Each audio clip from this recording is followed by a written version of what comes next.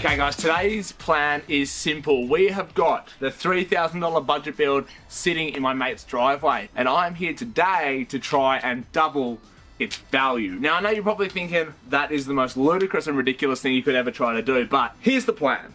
With the help of chemical guys, we are going to give this thing a full detail and see what we're dealing with. There is some rust spots, there's some faded paint, there is all sorts of gross things going on here. Then we're going to start replacing bits and pieces. I've ordered a stack of different trim pieces, lights, brackets, seals, etc.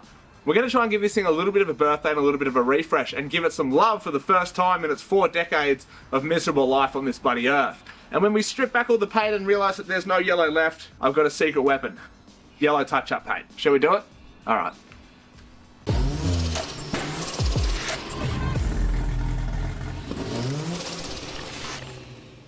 Okay, so we're going to start this process off with just a basic Chemical Guys hand wash. We've got one of their wash mitts as well, and that's basically just going to be getting rid of all the putrid grot and grime before we come in and try and polish it up. Now, I'm saying that we're going to double the value of this car because I got it for a steal, there's no denying. $3 grand for one of those things is pretty darn good. But I reckon by the time it's had a little bit of love, a few bits and pieces replaced, at a proper good wash, I reckon this thing could be a $6,000+ car. So I'll let you guys in the comments be the judge of that, but we're going to at least try and bring some love and shine back into it. So should be good to go. Okay, so while we wait for that bad boy to dry for a second, I'm going to run you through the next step of the plan. So we've obviously got all the stuff here that we need to vacuum the inside of the car and clean it up. We've got some just basically Chemical Guys all-purpose cleaner, good for pretty much all interior and exterior surfaces. We've got a bit of VIP, which is going to help us rejuvenate all those black plastics on the car and stuff once we're done here. I'm borrowing my mate Spez's machine polisher, and I also ordered in one of these guys. This is the new range from King Chrome light cut foam pad, so that should be perfect for that. What we're partnering that light cutting pad with is this guy right here. This is the Chemical Guys, I think it's C4 cutting compound. Now this is probably, I'd say, a pretty intermediate cutting compound. I think it's going to be perfect for this car because as you can probably tell from some of the close-up shots, it is in dire need of some help. So we did get a little bottle of touch-up paint mixed up too, which is that really ugly yellow.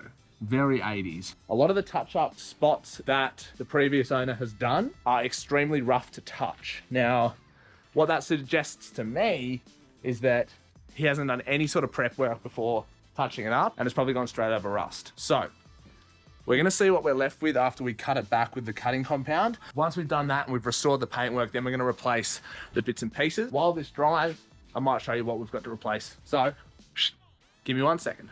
Here's a quick look. Now I have been ordering whatever I could find to sort of tidy this car up, and here is, I guess, stage 1. The 2 windscreen hinges, $29. The glove box lid, $81. Bonnet stoppers, $26 for the pair. We've got the clear indicators, they were $59. They also came with, where is it?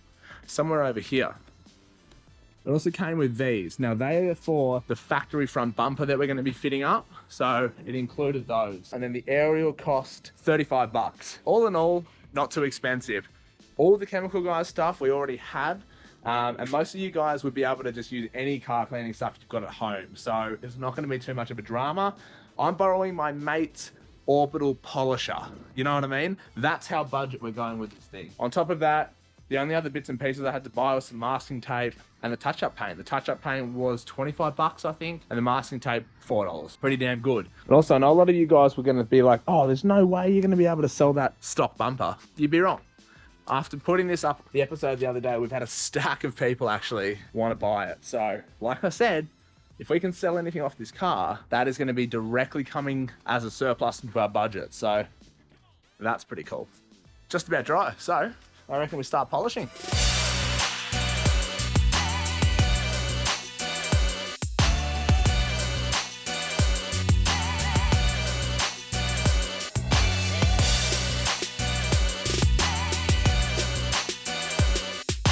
This is the first time in 40 years you've been able to see the reflection in the paintwork of this thing. That took me best part of probably 4 hours, I reckon. So, turns out it takes a fair bit longer than you thought, but I think that's pretty bloody good. Worth mentioning, with a $50 bottle of polish and one of the cheaper machine polishers on the market, you can do this in an afternoon. Okay, now comes the easy part of the day. We are replacing these faded up ones that have got rusty and they're all a bit, and then we're replacing them, I should say, with these far nicer, far newer ones. If you were smarter, you would have gotten new hardware. I am not. So here we are. Bada bing. Bada boom. Simple. I think there's little mods like this on a car like this, fixing up the paintwork. We'll respray these at some point. Replacing all this cheap stuff makes it seem like the owner actually cares. And I want this to be as valuable of a car as possible without actually costing much money.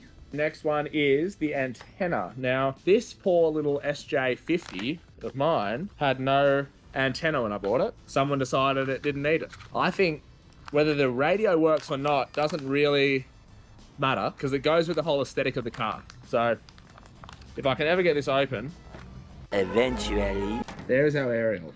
I don't actually know how this mounts. It looks like it's going to go here. It would have been quite nice to have. What if I just read the instructions? How about that? We have an aerial. On to the next. Okay, so this is another one of those things that is probably not essential, but definitely a nice to have. Now, usually on the bottom of these, this is the glove box lid. There is another folding panel with 3 screws. Clean snapped off in the one that we bought. And when I bought this car, I actually used this and a couple of other bits and pieces as a bargaining tool to get it cheaper. For an $80 part, I reckon I knocked $250 off the price. Definitely worth replacing. All you have to do, rip these 2 screws out, swap out that lock, because obviously you have to key it specific to the vehicle, transfer it over into the new one. Oh, job's on. So let's do that now. Just like that. Now these are super fragile and came with the most amount of bubble wrap I've ever seen. So you can see there is where the screws are meant to be. So drop this into our replacement piece. I'm going to make sure the locking mechanism lines up. Now this might take you a couple of goes to get it aligned properly so that it latches in the car. So hopefully you have more patience than me. Oh, that is sick. Now, people are probably going to yell at me, I'd say, for doing this, but to them I say, see if I care.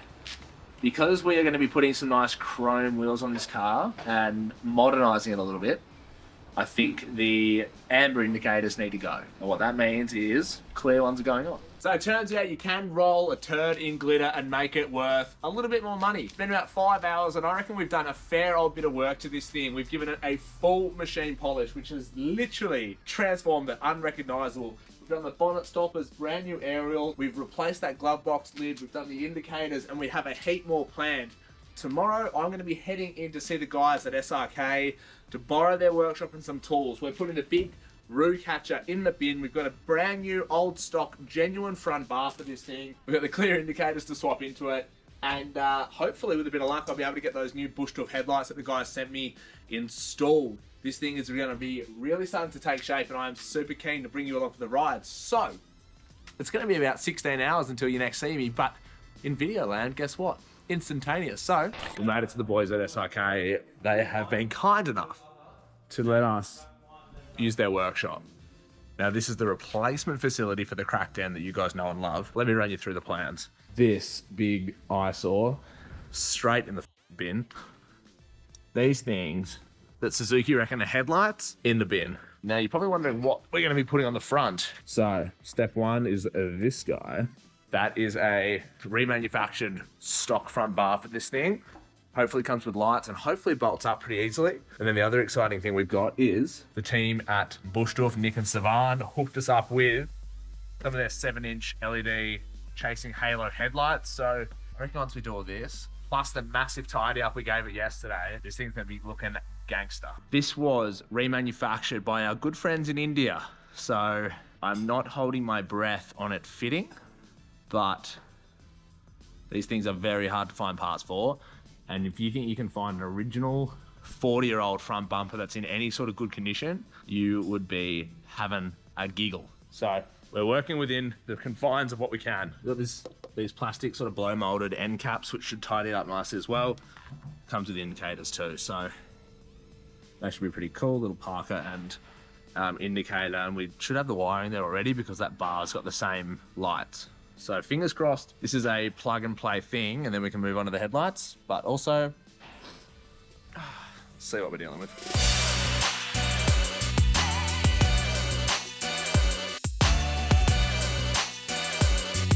So far, great success. We've got the factory spec bumper back on. I think it looks 100 times better.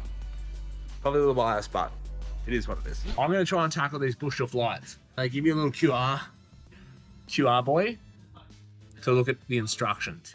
I'm hoping I can do this. I've never done this sort of myself. I'm gonna bring you guys along for the ride. We've got all the wiring stuff that we could need here, so we'll see what happens. But they look super sick. Oh, we should go through costs as well, hey? And keeping the budget build, I'm keeping this completely transparent. I want you guys to know exactly what we have and haven't spent. So that factory front bumper, included the lights and everything, was $370 delivered. Now these Bushdoof ones, these are one of their more cost-effective and affordable lights. Again, budget build. We're not going crazy with this thing. Now these are the 7-inch halo LED color chasing headlights. They're normally $299, so $300. But I reckon a worthy upgrade because they are like, holy schmig. So I reckon these are gonna look gangster in the front of the Sierra. Anyway, let's mount them up. All right, so update time. The lights are in. We've sprayed a few little bits and pieces black because they were looking a little bit sad and sorry. We're about to refit the grille. Now it's just time to finish what I started, put it back together, and we're done. Okay, folks, before signing off, it would be rude not to run you through a couple of the features of these headlights. And I mean, just look at this front end, god damn. Now, these are the 7-inch halo chasing lights. So what you can do is you can jump into the app on your phone. There's also a remote that comes with it. So you can change the mode. You can go into flashing. You can go into all sorts of different bits and pieces. You can go stroby boys. So you got all sorts of cool different things. I like to sort of set the color as close to the body paint as possible. I think that attracts the least amount of police attention. But the really cool thing is the way we've wired these up is each ring, when you indicate, will flash. So it turns off the color and just flashes vibrant orange, which is a really gangster thing. And look, you know what? Normally on a full drive, I wouldn't be super about this sort of life. It's a bit quirky, but on a car that's as funny and as ridiculous as this, I think it's pretty cool. All right, well, that pretty much brings us to the end of another episode. I think we have definitely doubled the value of this car with just a couple of relatively quick and easy mods. We spent 2 days on this thing. We gave it a full, intensive paint correction. We replaced a whole bunch of interior and exterior bits and pieces. And then today, we obviously tidied up a whole lot of bits and pieces, got stuck into the wiring, fitted up the 7-inch Bushdoof lights, and my favorite part, got that stock factory look front bar on. I think this thing has just come up an absolute treat. What do you guys reckon? Anyway, from this point on, the proper mods begin. We've got wheels, tires, suspension, 12-volt, soft top, interior mods, and a whole bunch of exciting driveline stuff, plus mechanical overhaul to go. But hopefully you're enjoying this sort of content. Budget friendly, DIY, not so clean hand sand anymore. Anyway, like, subscribe, comment, share it around, and we'll see you next Thursday.